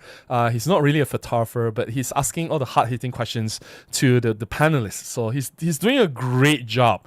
Well done, Adam. So yeah, and some shots straight on, looking at the screen, focusing on the photograph, and then with the panelists, people on the stage, and a little bit of audience from the last layer. So yeah, there you go. That's it for my first set of photographs. All taken with the E-M10. I will review what lenses that I use very soon. Let me get to the camera first. No more shifting. That's good. All right. I'm sure some of you have guessed. I haven't read your answers yet, but I'm going to review the answer now. The 2 lenses, only use 2 lenses for this session. The kit lens, Panasonic 12-32. The reason I chose this is because I want the wide angle 12mm.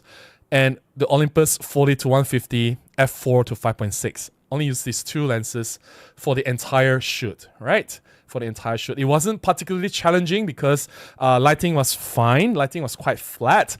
And I was using about ISO 1600 most of the time. Some of the wider shots, I use ISO 400-800. But all the telephoto shots using this zoom, when I zoom all the way to 100, 150, is always about ISO 1600, sometimes ISO 3200, but most of my shots were ISO 1600 to maintain the shutter speed at about 1/100 or to 1/200, just to make sure that I can freeze the motion, right? So E-M10, entry-level camera with a kit lens, right? I shot those sessions. I think it went on for 45 minutes. I shot JPEG and RAW. I came home with about 800 shots, 800 photographs. I delivered 100+ plus photographs to Kieran and Adam, and no overheating whatsoever to address Vanzini's question. Everything was fine, and I was shooting. I actually used it as if I was shooting a real assignment. I was doing a job. I did not hold back. I really shoot and shoot and shoot. I whack the shutter button like nobody's business to grab all the moments. The camera performed well. It manages to lock on focus very fast. I captured all the moments, no issue whatsoever. The camera did not fail. The camera was responsive. It locks focus. It gets the shot. I can move around, get my shots, no problem whatsoever. It performed really, really well. I was using the LCD screen most of the time. I did go to the viewfinder from some of my shots, maybe about 20% this time. I rely on the LCD screen most of the time. It did not overheat. The camera performed well. All right, I don't know what happened to the newer cameras. Maybe the E-M10 Mark IV overheats. I don't know, but I've tested the E-M10 Mark IV before as well. It did not overheat, so I don't know what happened there. So there you go. Okay, let's get to the chat. I do have another set of photographs to share. Yeah, this is not the only one. I do have one more, but let me get to the members chat first. Gregory says, full confession, I bought an OM1 because of those fond memories. Mistake, GM5 gets the most use. Sometimes the smaller camera is something that you just want to pick up, go out because it's just so much more fun, right? Sometimes a bigger camera, because it's larger and heavier, it gets in the way, yeah. OM1 is mainly paperweight. I'm not surprised. Gary says, plus the built-in espresso maker is impossible for a novice. Robbie Wong's paperweight exchange for a small fee. Oh my goodness, you guys. Gary says, that's a shame, Woofy. Your inputs are always interesting. Okay, never mind. You guys talking to each other. Gary says, Robin is truly an engineer. Trust data, ask questions, part of the engineer's creed. Yeah, we have to ask questions. I don't know. I'm just criticizing Malaysians because the way we were brought up in our education system, in our schools, is that when the teacher speaks, we are not allowed to talk. And when we talk, we get punishments, right? And when teacher talk, we are not encouraged to ask questions at all. And there was this fear that if you ask questions or if you speak, the teacher will whack you with something, right? With a ruler or something. And there's a punishment for you to talk. So because of this conditioning, a lot of adults in Malaysia now, even not just adults, but like if you're studying in college or universities or even in work environment, everyone is just quiet in meetings or nobody speaks. If you speak, you're just trying to do something crazy, right? So yeah, I think it's a bad culture. I think we should be encouraged to speak more, speak up and ask questions because that's the only way to move forward for everyone to benefit, right? Yeah. Sandik says, also make it cheaper than other brand entry-level camera, sub 3,000 ringgit camera. I don't think it has to be cheaper. I think now, I understand it's not the same as 6-7 years ago, but anything below $1,000 is fine, right? As long as it has face detection autofocus, it has 5-axis image stabilization, all the good stuff, right? I think around $899, like we have to be understanding there's inflation and manufacturing is not what it used to be, and camera market is not that large anymore, so it's expensive to make cameras these days. Woofy says, I do think the E-M10 OM10 should come back and be part of the lineup permanently because OM-EM's styling has garnered reputation and love from the users. I agree completely with you. I do, with the update, the sensor to 20 megapixels, put the same processor. Well, the E-M10 Mark IV has a 20 megapixel image sensor under the back screen and EVF to be closer to the smartphone user experience under $999. I agree with the pricing though. It's $999 and it has to be made somewhat enticing to the smartphone users who want to upgrade or want to have a camera experience. Yeah. Yep, that's what Gregory was suggesting, right? Digital trip. And we've talked about this before. I think it's a great idea. Zoltan says, hey Robin, everyone. Hey Zoltan, how are you? Let's do this. Yes, I'll drink my coffee to that. Hey, let's do this. I should keep myself hydrated. A little bit thirsty. No more shifting the screen, which is good. Simon says, hello from Poland. It's funny, but today I'm thinking about buying E-M10 Mark IV with 45 1.8 to make my little ninja OM setup. Go for it. Go for it. Why not? Russell says, E-M10 is an essential Shein for the less well-off. What do you think? Shein for the less well off? I have no idea what that means, Russell. Wolfie says, I think OM Digital Solutions needs to focus on OM10 for the larger audience than the dedicated Micro Four Thirds users because we have the OM5 alternative. OM Digital Solutions need to catch new users, especially from the smartphones. I agree. And it's a wise decision to scattershot or cast a wider net, and because that's where the users are, right? That's where your possible sales come from. STM Saya says we need Olympus Trip. There'll be replacement for EM10. Not really. I think Olympus Trip has a fixed lens, right? I think EM10 is an entry-level interchangeable lens camera. I don't think they are the same things. But I agree with you. We do need Olympus Trip. Yeah, definitely. Wolfie says, Robin, do you believe that OM Digital Solutions should focus most of their resources on the markets that it has better recognition and sales, like Asia and Europe, maybe Australia? I don't think they are...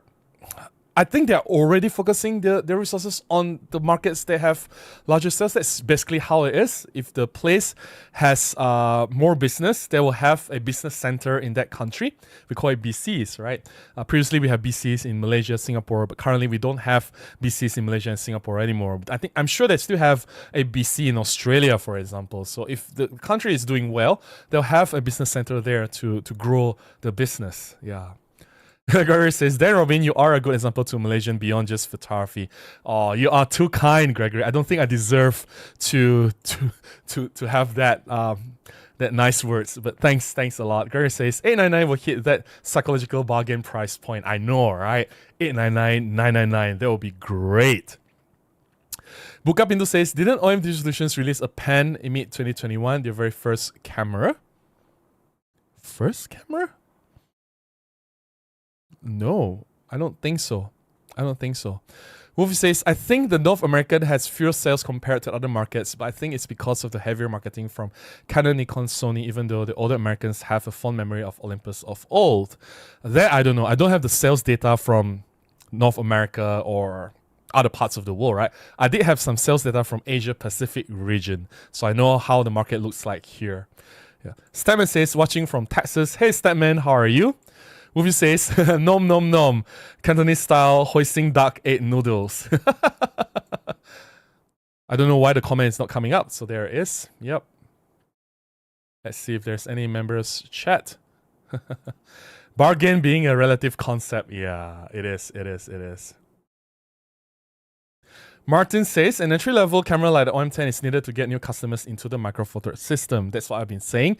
I think they need to cast a wider net. They need something more accessible, something that is affordable, that people don't necessarily need to spend like $2,000 or more to get into a camera system, right? Yeah. Wolfie says, the only other camera on the used market that can compete with OM1 for this is a Sony A9 Mark I. Wow, that is a bold claim. I'll prefer to use the Z5 Mark I over the OM1 for my jobs, just because the human face AI detect is so much better, and just because the continuous autofocus is so much more reliable than the OM1. Yeah. Jason says they should keep and both the EM10 and EP7 and EPL10. There is a scope for small entry-level digital cameras. I own an EM10 Mark I, Mark II, and just ordered an EM10 Mark IV. I agree that they need to keep the small cameras, but I don't think they're going to keep all of them. That's just financially not viable for them at the moment. In fact, there's a chance that none of this is going to happen, right? They might abandon all the EM10 or the Pen series camera altogether. But I wish they don't abandon the EM10 series, because I think it's necessary to have an entry-level affordable camera and to keep in spirit with the OM design, with the viewfinder and with all the good stuff. I think the OM10 or EM10 series at an affordable price of below $1,000, it hits just the right spot, right? So yeah. The Great Vanzini says 75-300. No, it's 40 to 150. 40 to 150. I think 75-300, you may get like the headshot if that's the kind of shots that you want, but you don't have to get that close, right? And actually, another thing worth discussing is that a lot of newcomers to event photography, they go too close. They are too enthusiastic they are too aggressive on getting all the zooms, right? Getting so tight that there's no room to breathe in the photographs. A good photograph may just be close enough, but you still allow the eyes to explore a little bit, to have some information with the surrounding area, just enough to give context to the main subject. But a lot of newcomers or newbies doing events, they go too close, like just a headshot. And I'm not saying those are bad shots. If you just 1 or 2 shots, that's fine. But a lot of them just go really, really close. Everything is just boom, close up, right? That's a mistake. Try to have a little bit wider shots to give context as well. Yeah. Dior Connor says, Robin, I just upgraded my camera system from EPL10 to OM5 and I love it. Got 25 1.8 Mark II and felt that it deserved a nicer body. Not a pro, but I have dabbled most of my life. Signing love. Yeah, that's a great combination, OM5 and the 25 Mark II. Amazing, amazing, amazing. I hope you enjoy using those combo. Clement says, guessing 14 to 150. I could have achieved very similar shots with that lens, but I don't have a 14 to 150. But you're not wrong. If I have the 14 to 150, that one lens could have done everything. But I used the 12 to 32 kit lens.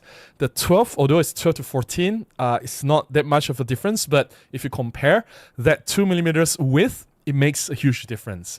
So that's the reason why I use the kit lens, 12 to 32, instead of 14 to 42 from Olympus.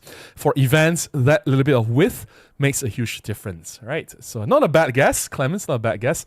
Number 6 says, I just bought my first EM10 Mark II because it has more features. I think it's the perfect camera for a beginning enthusiast. I know, right? I know. It is so great. Like, it would be such a shame if they abandon this series, right? Squadat says, good morning from Orlando, Florida. Hey, Squadat, how are you? Jerry says, 14 150 is my guess. Yeah, very, very close. So it's 12 to 32 and 40 to 150. Number 6 says, the Titanic Trio. I'm coming for KL for sure. Yes, please come and sign up. The link is on the pinned chat. Please, please, please do come. Uvi says, being quite Robin is not a Malaysian issue, it's a generation issue because that's how I grew up in my house. It gave me a very dismissive and inferiority complex for the rest of my life. Yeah, I know, right? But here is it's a culture here. Like if you are in Malaysia, you grew up here, you know. When you talk to adults, they just say, no, you're not allowed to speak. We are speaking. And whatever you do is wrong. You just have to listen to us. And you're not allowed to ask questions because you're stupid. We are the adults, we know better. You just follow us, follow our instructions. That's basically how we are taught from young. And I think it's very wrong, right? Yeah. Number 6 says, EM5 original overheats in hot weather. Okay. Okay. But, well, Malaysia is hot. So... Nam says, I recently got the EM10 Mark IV and didn't like the grip as much as that of the EP7 or OM5, but it's an extremely capable camera. Oh, interesting. I thought they improved the grip a lot. And even the OM5 Mark II follows the grip from EM10 Mark IV. I thought it was great. Anyways, I know that the grip will fit everyone's hands differently, so I'm not gonna disagree with you. Your opinion is valid. I'm just saying that having used the EM10 Mark IV and OM5 Mark II, which actually integrates the same grip design, to me, it's actually amazing. I love the handling on those grips. Yeah.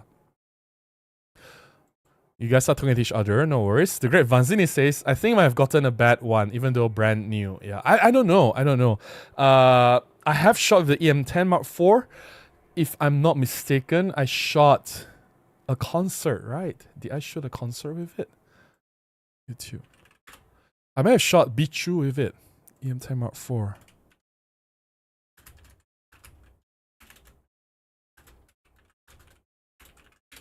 I might have shot Bichu with it. My review, right? Yeah. Let's see my review. EM10 Mark IV. Oh no, I did not. I did not shoot my friend Bichu. Or did I? Let's see again. Any other videos? No, it was EM10 Mark 3S. It wasn't EM10 Mark 4. It was EM10 Mark 3S. Yeah, my bad. My bad. Wolfie says, in Romania, I had the same culture and attitude, not just at school, but at work and at home.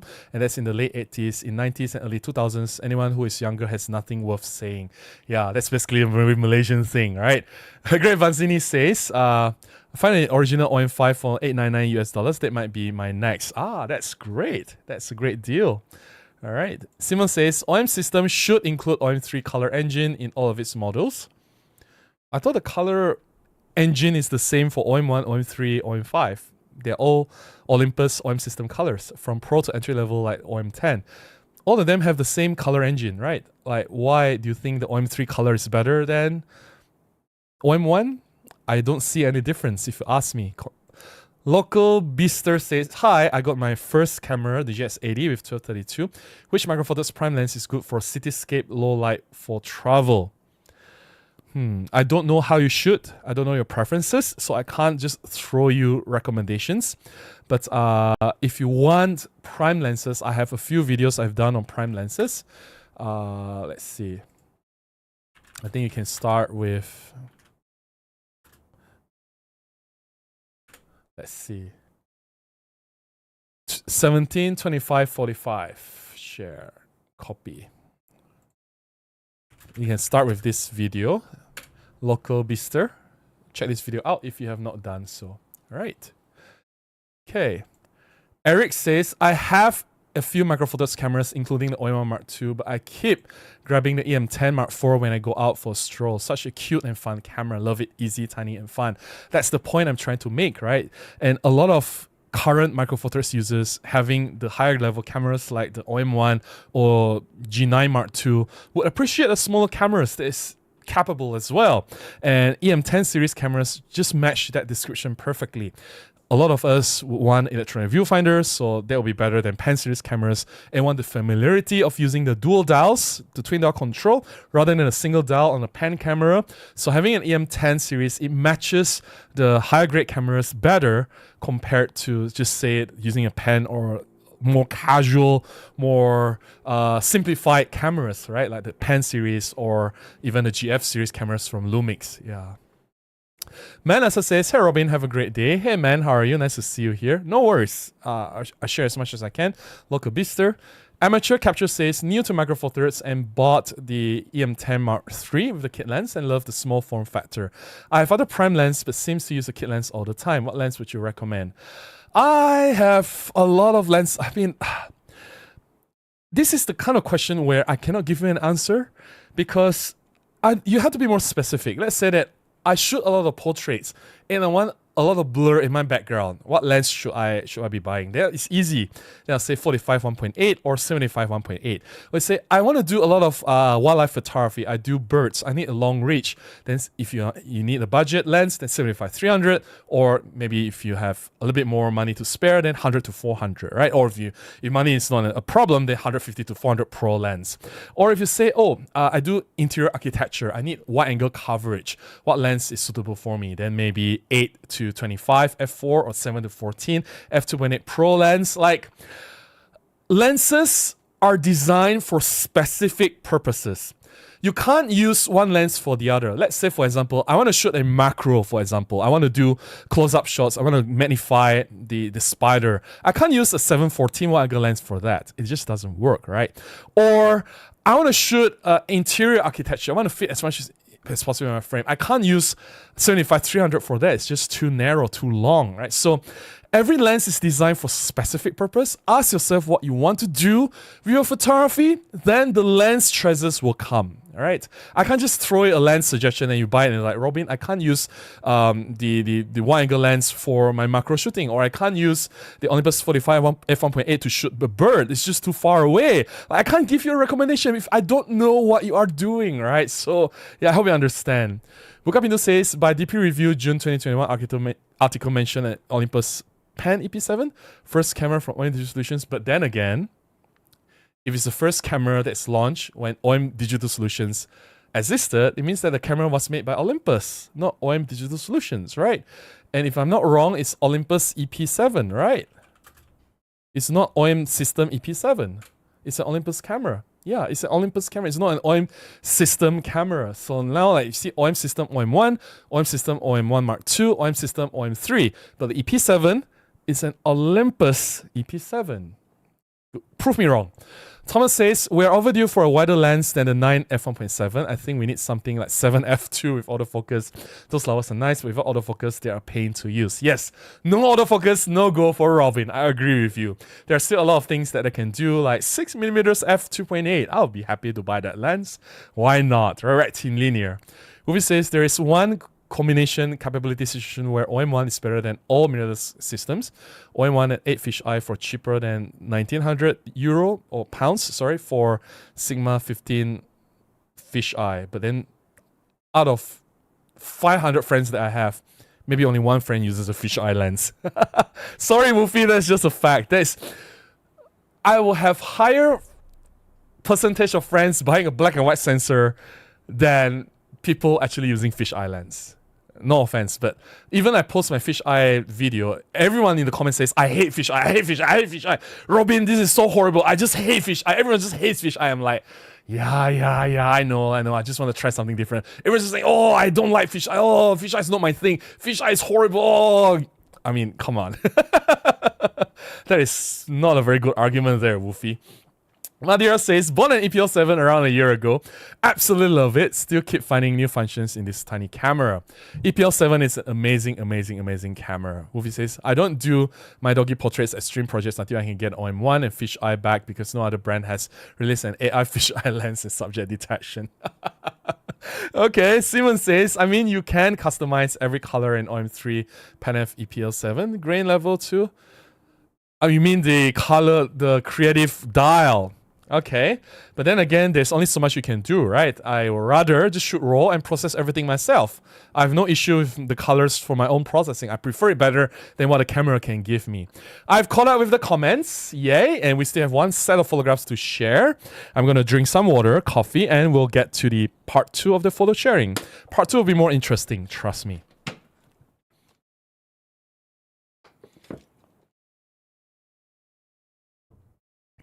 So earlier, I shared photographs taken in the main stage using the Olympus E-M10 Mark I camera and 2 lenses, the kit lens, Panasonic 12-32, and the Olympus 40-150 f4-5.6. This is the basic kit lenses.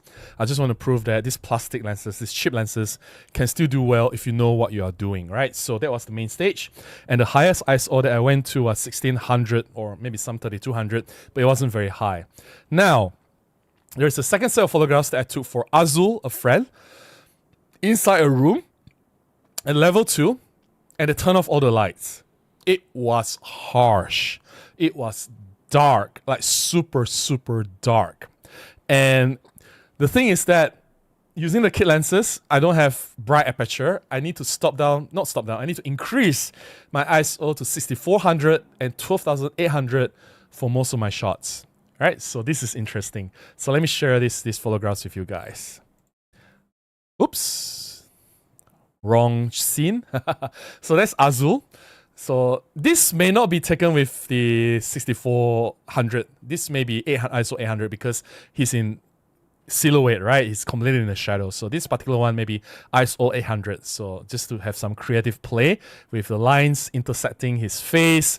It's a squarish thing. With him, his gesture and everything. This is just a fun, playful, creative kind of shot. Just an opening shot for Azul. Now this was taken with ISO 6400. With the kit lens 12-32, Azul in the presentation, they turn off all the lights. It's crazy. Yeah. Important thing again is for you to move around if you're shooting an event. Capture the wide angle shot to establish the location. So Azul was sharing about his latest photo project, Kaki Lima or 5 Foot Way. So your photographs have to show the location, the presenter, which is Azul, he's the star of the show, and the audience. Because without the audience, who is he speaking to, right? He's just talking to himself. So the audience, the location, and the presenter, the star of the show itself, and of course, what's on the screen. Yeah. So these shots may be ISO 800 or 1600. I think maybe ISO 800. So this from a different angle. Try to go from different angle as well, not just from one angle, so you have some variety. Again, you have to move. You have to move a lot.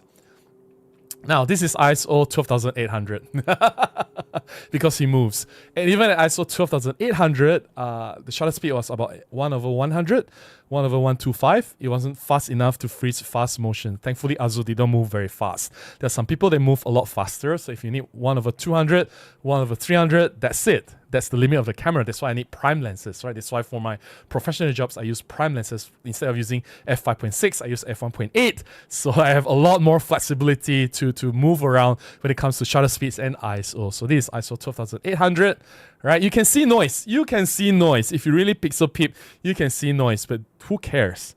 Who cares, right? This is ISO 12800 again, if I'm not wrong. Either 6400, 6400 or 12800. I play between these two numbers, right?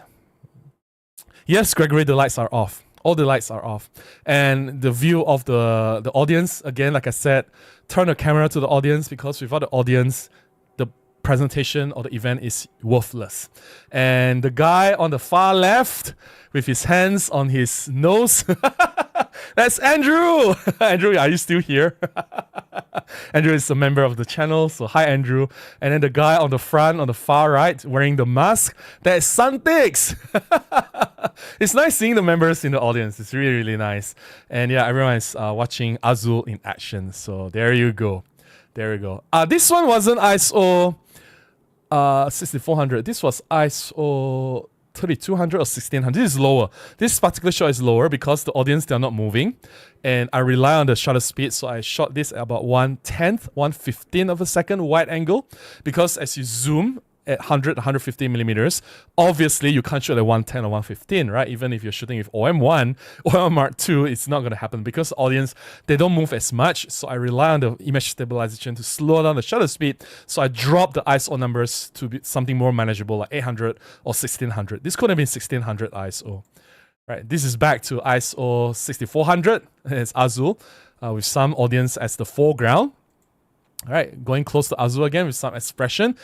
Could have been ISO 12800, could have been 6400. Yes, there is noise. Noise is really bad. Really, really, really bad. I'm not making excuses. There's noise.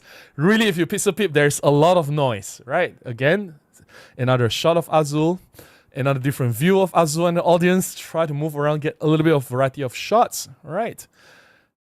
Then whenever he goes near and do something to the projector, capture that shot as well, right? Like him pointing at something, gesturing. Those are action shots. It will add some dramatic effect to the photograph. All right, that's it. Just want to go back a few slides to show this. Maybe ISO 2800, ISO 6400. All right. Both Santix and Andrew were there. So Santix and Andrew, if you are still here, can you confirm that the lights are turned off? And can you confirm that the situation is really, really, really, really, really dark? And can you confirm that I was using E-M10 with kit lenses? I'm not lying to anyone, right? You guys are my witnesses. I'm not lying. Anyway, I have witnesses. Anyway, coming back, I have a few more photographs to share. So you guys see this, right? And a lot of people, I'm sure you've heard this before. Wow, you know, these days, iPhone, Samsung, smartphones are so good already, right? You know, like they can take photos in low light. I can just use my smartphone, capture the multi-shot reduction, right? It takes many, many images, combine it together using the computational feature, the software AI to reduce noise. And basically my night shots, my low light shots are completely noise-free and it's clean. It's even better than Micro Four Thirds, right? Right. A lot of people say, oh, my smartphone is so good enough already. I can shoot at night, I can shoot in the dark, no problem. And some of the smartphone manufacturers, they claim, oh, the cameras in the smartphones can see in the dark, right. Well, my friend took a photo of me at the event. Right, let me just go to the photo of me. Yes, I did a presentation there on the second day.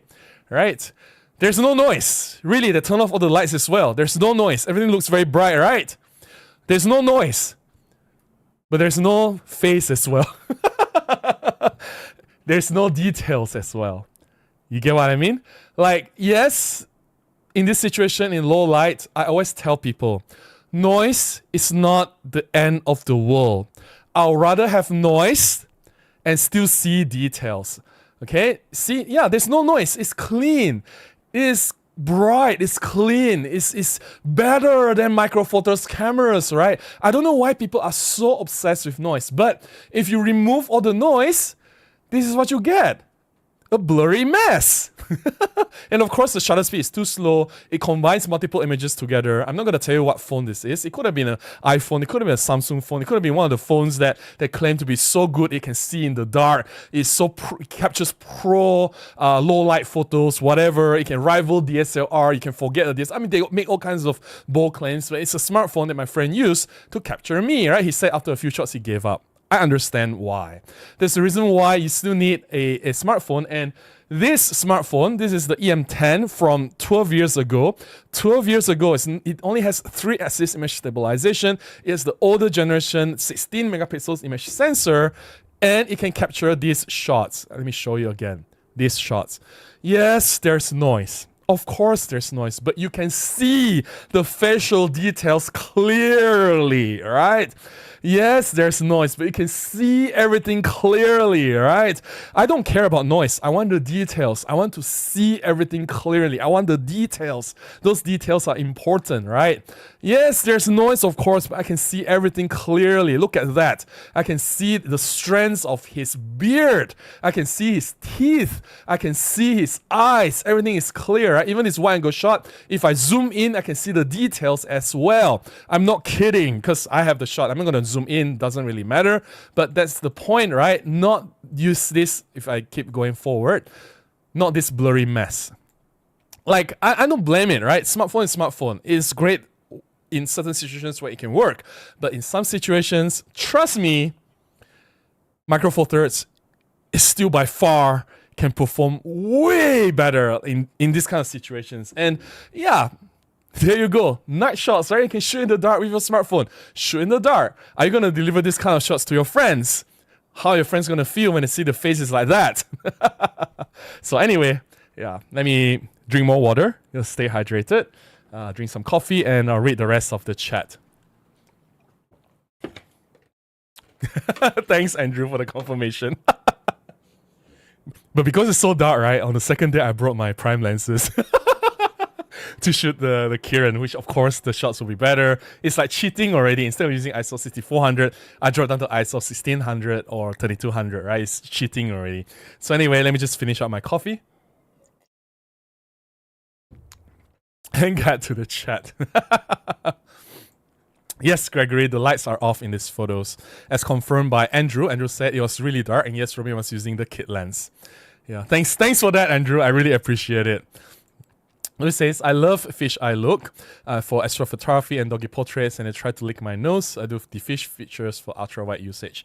I'm not negating what you love. We all have different preferences. I'm just saying that you're making a very bold claim, right? Only OM1 and the fisheye can do certain things. But then again, in the wider scale of things, if you throw this out to 1,000 people, how many people will actually appreciate that? I know you do. I know it makes a difference for you, and that's great. And I'm happy that it works for you. But if we are to sell a product, we want to make it a unique strength. People will just say, "I hate fisheye." That's just it. I even made a video about fisheye very recently. I think maybe half a year ago. And you can look at the comments. Sorry, Robin, I don't like this. You know, I don't like fisheye. Sorry, Robin, you have a lot of nice photos, but this just doesn't work for me. These are the general comments, and that's the truth. And keep doing what you do, and I think at the end of the day, photography is about us, about what we do for ourselves. That's what matters most. But if you want a camera to sell, the fisheye is not the answer. Vic says, I think OM10 is next to come out, but not sure if it should be released.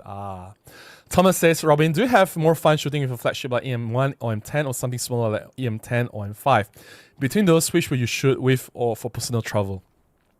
If it's just personal, EPL7, easy, or EM10, or EPL7. But then again, I've been shooting with EM1 for my street a lot. EM1 Mark 1 original, the EM1 original. Mainly just because of the grip. The grip is just so much more comfortable compared to EPL7 or EM10, right? But then again, I don't mind. Because I already have the EM1, so of course I use the EM1, right? If I don't have the EM1, I'm perfectly happy with the EM10 or EPL7. Yeah, both are more than good enough for travel, everyday street photography. Peter says, I have the EM10 Mark II and would like to get an upgrade with weather sealing. I saw a video, I would rather get an EM1 Mark II older or EM5 Mark III. Can't decide. Well, guess what? I made a video to compare EM1 Mark II versus EM5 Mark III.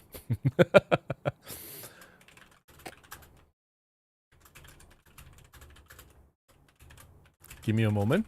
Let me pull out the video.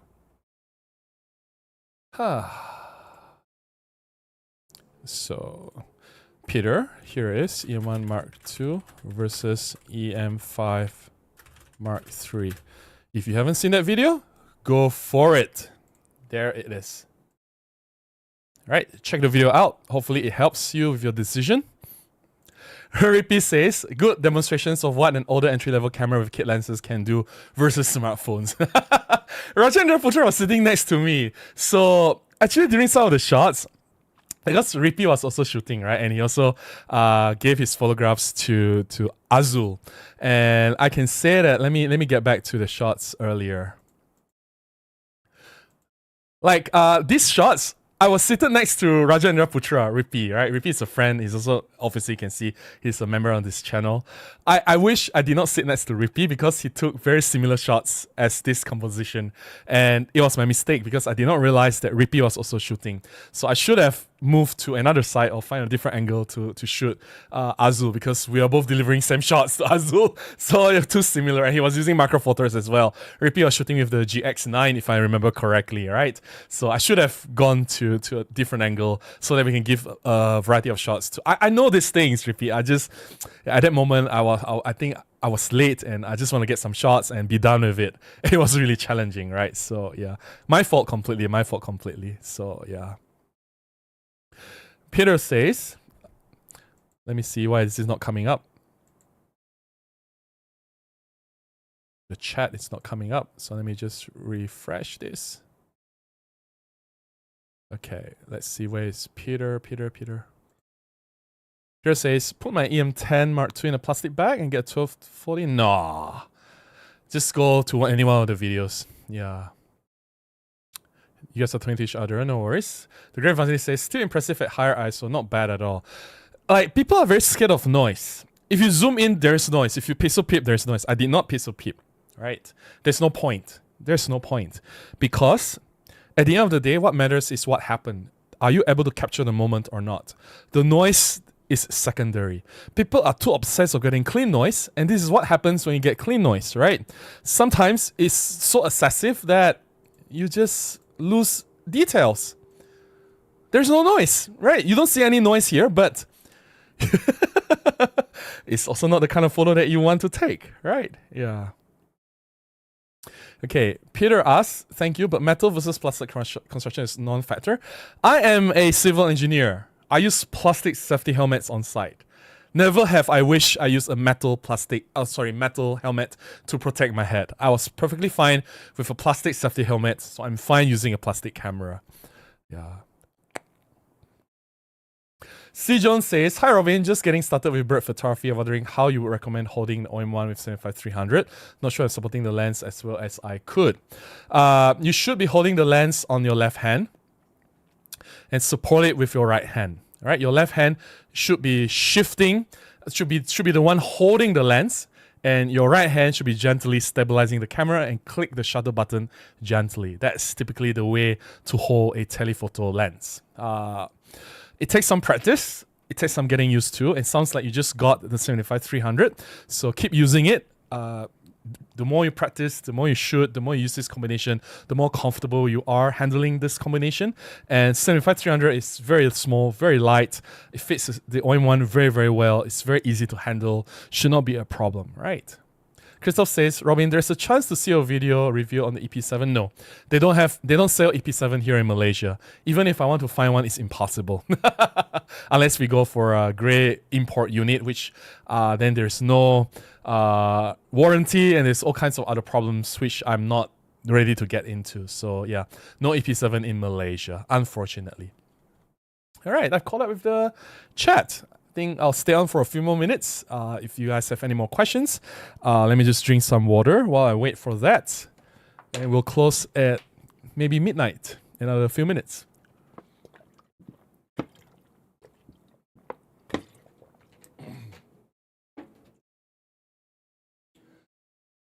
Oh, I need to cough. Oh, where's the mute?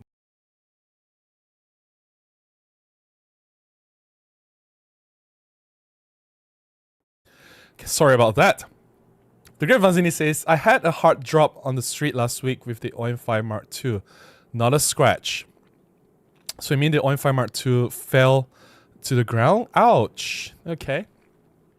So here's the thing, right? When it's a metal body, or this happens, I've seen this happen before, or metal lens. Maybe not so much on the body. Body, yes, but the lens. 12 f2, I have a friend's 12 f2, he dropped it, and it dented the lens. The lens got dented, and it caused some problems because the front of the lens is dented, he can't attach filters anymore. Whereas if it's a plastic lens, usually it will break if it's a hard fall, or if it's enough force applied to the plastic or pressure or impact, it will break. Instead of being bent or dented, it will break, right? So different problems altogether. Plastics don't bend, they just break. But in terms of camera bodies, I haven't seen any issues. I've used EM5 Mark III for many years, no issue whatsoever. And I've owned several plastic cameras, no issue whatsoever. Even my earlier DSLRs, like E520, that's a plastic body. No issue whatsoever on that. Yeah, so I don't think it's a deal breaker if it's a plastic or not. So yeah. Oh, you have to go already, Jerry. Good night. 4 feet works too. That's happy to know. Yeah. Well, it happens, right? Sometimes things just fall off. It's nobody's fault. Thomas says, metal or plastic, OM5 Mark II triple plate still looks to be plastic. That's just infuriating. They haven't fixed the issue. I've talked about this before, so I don't want to repeat myself, but I want to summarize what I've talked about. This is not Olympus or OM Digital Solutions' fault. The breaking of the plastic part, the tripod mount, is entirely Peak Design's fault. I've said this again. I'll repeat just a little bit of it here. It only breaks if people use that Peak Design clip. That's it. If you use it on a tripod as it's designed to, because it's a tripod mount, right? It will not break. I've used the EM5 Mark III on a tripod for 3 years. Every single week. In the beginning, I used to film 2 videos every week. So that's more than 100 videos. More than 100 times I used the tripod on the camera per year. So over the years, that's like 200-300 times I took the camera on and off the tripod. No issue whatsoever. Why did it break? Same report again and again and again and again and again. It's the Peak Design clip, because Peak Design never took the camera's tripod mount in consideration when they design it, and when they move around with the clip, it introduces all kinds of different stress and pressure and forces. It's rotational, there's torque, there's dynamic load. Instead of being static, tripods don't move, right? So all these kinds of dynamic moving load, all this rotation causes the tripod mount to break. Whose fault is it? Is it OM system for not designing the tripod mount specifically to work with the Peak Design clip? I don't think so. I don't think so. Now, if you say, oh, it's only OM system, right? No. In my previous stream, I've also demonstrated, I've compiled a list of photos. Canon cameras, the tripod mount broke because of the Peak Design clip. Fuji cameras, the tripod mount broke because of the Peak Design clip. Nikon cameras as well. Sony cameras as well, right? But a lot of them are Fuji cameras. I found a lot of Fuji cameras, the tripod mount broke because they used the Peak Design clip. So are you saying that, oh, you know, Fuji makes horrible tripod mount, Canon, Sony should have improved the tripod mount again? No. I think it's perfectly justifiable. It's just Peak Design never considered all these dynamic loads in their design. It is Peak Design's fault. It is not OM system. It is not Olympus. I've used Olympus EM5 Mark III on my tripod hundreds and hundreds of times. The tripod mount was perfectly fine. Okay. Simon says, people think too much about the high-tech cameras. Just put some fast primes on EM10 and you can make money. That's true. That's true. And Thomas says, thanks, Romain. Would you say the plastic build on an EM5 and OM5 would be similar as reliable as the plastic build of something like a Canon 70D, which I had and it held out great?